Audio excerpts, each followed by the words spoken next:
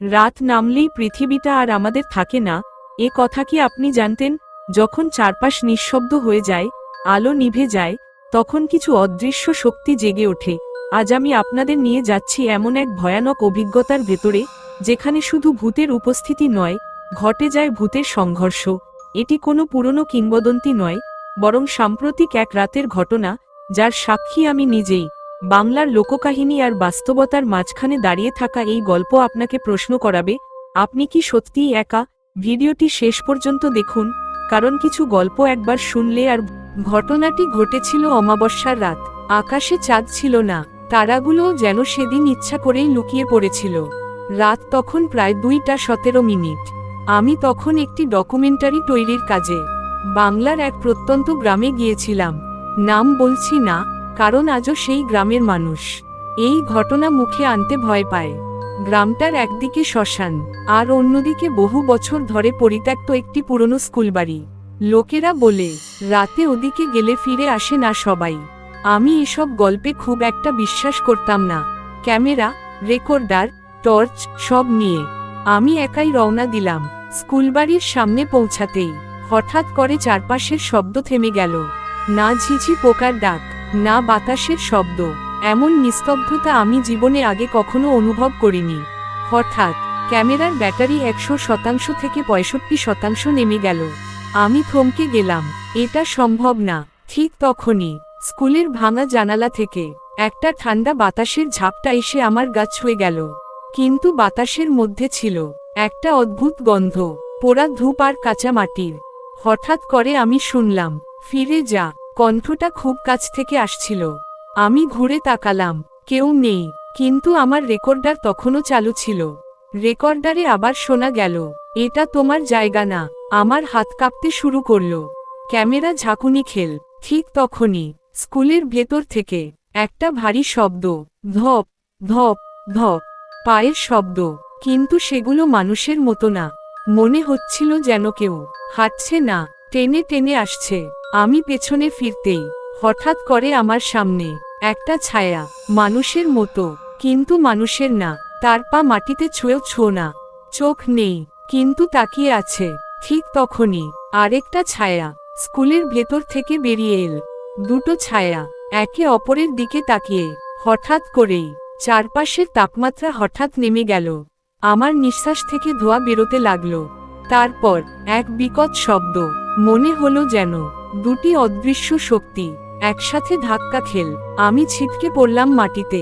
পরদিন গ্রামের এক বৃদ্ধ আমাকে বলেছিলেন, এই স্কুলটা ছিল একসময় শরণার্থী শিবির।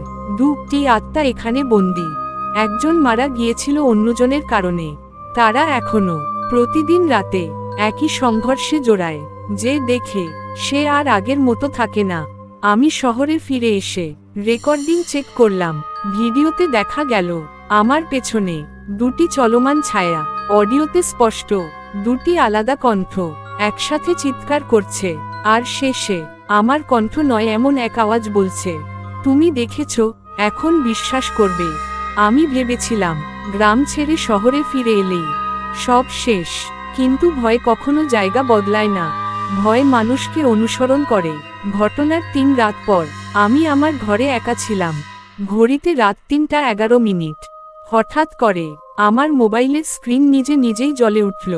কোনো নোটিফিকেশন নেই, কোনো কল নেই, শুধু কালো স্ক্রিনে একটা শব্দ ভেসে উঠল, তুমি আমাদের দেখেছ।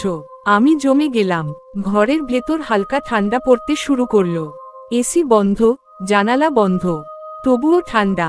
হঠাৎ আলমারির আয়নায় আমি নিজের প্রতিফলন ছাড়া আরেকটা অবয়ব দেখতে পেলাম। সে আমার পেছনে দাঁড়িয়ে, কিন্তু আমি ঘুরে তাকাতেই ঘর ফাঁকা।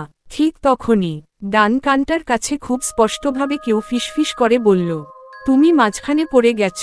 আমার বুকের ভেতর হৃদস্পন্দন যেন যুদ্ধ শুরু করল। পরদিন আমি এক তান্ত্রিকের কাছে যাই। বয়স প্রায় 70-এর কাছাকাছি। সব শুনে তিনি শুধু একটাই কথা বললেন, ওরা দুজন নয়, ওরা একটা অসম্পূর্ণ সংঘর্ষ। তিনি বললেন, বাংলা লোককাহিনীতে একে বলা হয় ডানে ইশারা করা উল্টো হাতের তর্জনী, বন্ধনবদ্ধ আত্মার যুদ্ধ। যখন দুই আত্মা একই জায়গায় অসমাপ্ত ঘৃণা নিয়ে আটকে যায়, তখন যে তাদের দেখে তার শরীরকে তারা মাধ্যম বানাতে চায়। আমি তখন বুঝলাম আমি আর নিরাপদ নই। সেদিন রাতেই আমি অদ্ভুত কিছু অনুভব করতে শুরু করি। হঠাৎ রাগ, হঠাৎ কান্না, হঠাৎ মনে হয় আমি নই। রাতে ঘুম ভাঙলে দেখি আমার হাতের আঙুলে কালো দাগ। আয়নায় তাকিয়ে নিজের চোখে নিজেকে চিনতে পারছিলাম না, কারণ ওই চোখে আমি ছাড়া আরেকটা দৃষ্টি ছিল। সেই রাতেই সবচেয়ে ভয়ঙ্কর ঘটনা ঘটে। রাত 2:17। ঠিক সেই সময়ে, যে সময়ে স্কুলবাড়ির ঘটনা ঘটেছিল। হঠাৎ করে আমার ঘরের দরজা জোরে বন্ধ হয়ে গেল। লাইট নিভে গেল। অন্ধকারে দুটি আলাদা কণ্ঠ, একটা গর্জন করছে, আরেকটা কাঁদছে। আমি মেঝেতে পড়ে গেলাম। মনে হচ্ছিল দুটি শক্তি আমার শরীরকে টানছে দুই দিকে। আমি চিৎকার করতে চেয়েছিলাম, কিন্তু গলা দিয়ে কোনো শব্দ বেরোলো না। হঠাৎ করেই ঘরের মাঝখানে এক প্রচণ্ড শব্দ। মনে হলো কিছু একটা ভেঙে পড়ল। আমি জ্ঞান হারালাম।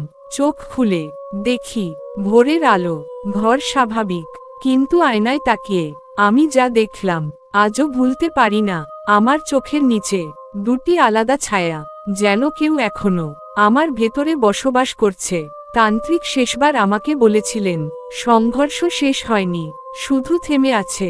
ভোরের আলো উঠলেও আমার ভেতরের অন্ধকার কাটেনি। আমি টের পাচ্ছিলাম আমার শরীর আমার কথা শুনছে না। হাত নিজে নিজে নড়ে, ঠোঁট নড়ে, কিন্তু শব্দগুলো আমার নয়।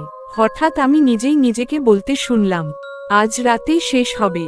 আমি আতঙ্কে কেঁপে উঠলাম, কারণ আমি জানতাম আমি এমন কিছু ভাবিনি। আমি আবার সেই তান্ত্রিকের কাছে গেলাম। এবার তিনি আমাকে দেখে ফ্যাকাশে হয়ে গেলেন। তিনি বললেন, ওরা সংঘর্ষ ছেড়ে দিয়েছে, এবার দখল শুরু হয়েছে। বাংলা লোককাহিনীতে একে বলে, ডানে ইশারা করা উল্টো হাতের তর্জনী, দ্বৈত আত্মা প্রবেশ। খুবই বিরল, খুবই ভয়ঙ্কর, যেখানে দুই আত্মা একটি জীবিত শরীরের ভেতরে ঢুকে নিজেদের যুদ্ধ শেষ করতে চায়। আর সেই শরীর বাঁচে না, শুধু ব্যবহৃত হয়। আমার শরীরে অদ্ভুত চিহ্ন দেখা দিল। বুকের ওপর দুটি হাতের ছাপ, একটা ঠান্ডা, আরেকটা জ্বলন্ত গরম। রাতে ঘুমোতে গেলে আমি স্বপ্ন দেখি না, আমি অন্যের স্মৃতি দেখি। একজন আগুনে পুড়ছে, আরেকজন কাঁদতে কাঁদতে বটগাছের নিচে পড়ে আছে। আমি বুঝতে পারছিলাম এই দুটো আত্মা আমাকে ব্যবহার করে নিজেদের শেষ দৃশ্যগুলো আবার বাঁচতে চাইছে। তান্ত্রিক বললেন, আজ রাতেই ওরা শেষ লড়াই করবে, স্থান বদলাবে না। আমি শিউরে উঠলাম, কারণ আমি জানতাম তিনি কোন জায়গার কথা বলছেন।